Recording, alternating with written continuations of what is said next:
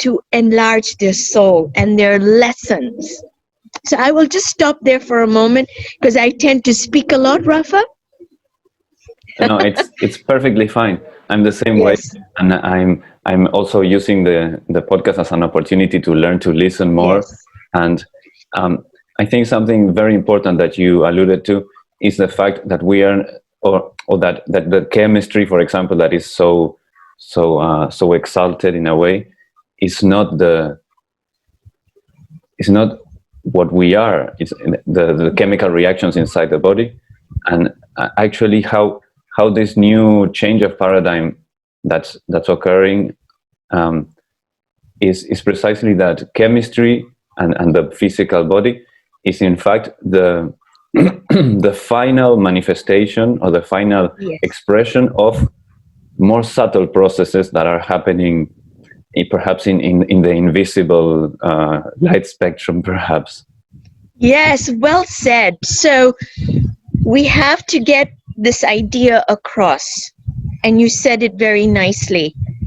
We are very, very enamored or excited when we have material things in front of us, because in science we have to measure things. We take temperature, we weigh it, we take a blood sample, we analyze the physical manifestation. It's the coarsest. It's the coarsest.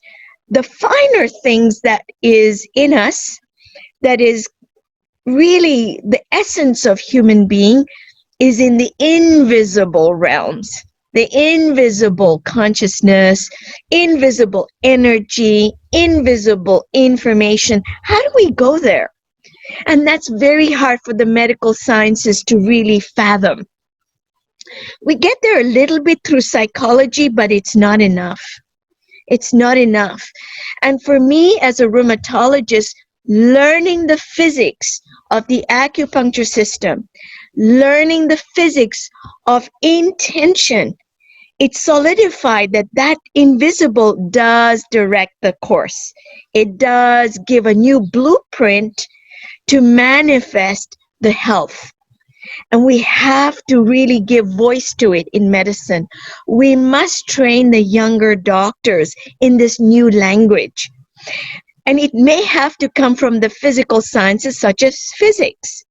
It's not going to come from medicine because, like I said, our whole mindset is chemistry. We're locked in and we're limited by chemistry, okay?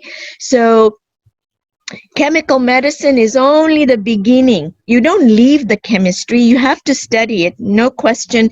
You study the anatomy, no question. But now we bring in the energy. By energy, I mean, the acupuncture meridian systems. Those subtle energy are the pump. They are the power to drive the chemical processes. In the background, that's doing all the work.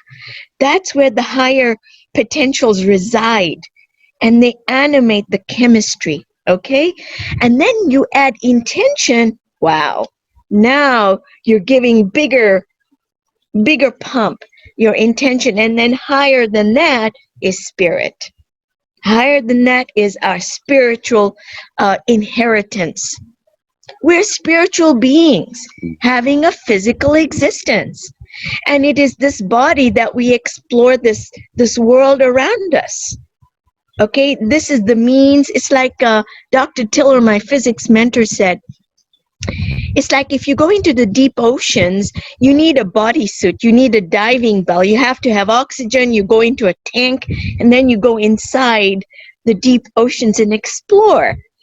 Like that, this body is our vehicle for this earth. We need this body, but it isn't us. It isn't us in the real sense. Rafa's consciousness and Nisha Manek's consciousness will survive when this body goes. I remember in high school when I was learning about quantum physics and also now you remind me when I was learning about chemistry. I remember learning those things started waking a kind of what I would call now a kind of religious consciousness within me, or a spiritual consciousness.